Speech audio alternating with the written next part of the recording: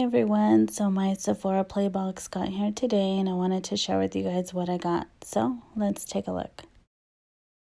So the first thing I pull out is this little card for 50 points with anything that you buy in store.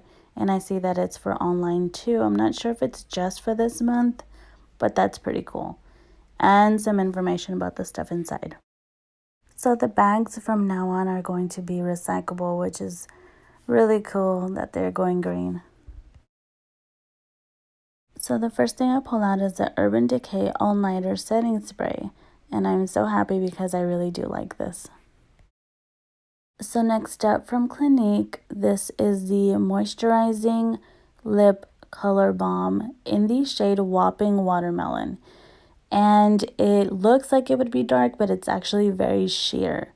It's very buildable, so I built it up to this color. And I really like it, and it's moisturizing. I love the way it feels on the lips. Next up from Dr. Brandt, this is Pores No More Pore Refining Primer.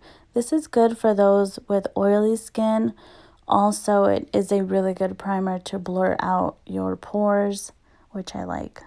So next up from Fresh, this is a soy face cleanser. It is a gentle cleanser. You can clean around your eyes. It will remove makeup and dirt from your face. Next up is the Makeup Forever Matte Velvet Skin Foundation. I got one. I think it's too light for my skin, but I need to try it out. I've never tried any of their foundations before. The bonus for this month for me was a perfume, and I don't like the way it smells. So that's about it. Like, subscribe, and comment. It means the world. I'll see you guys in the next video. Bye.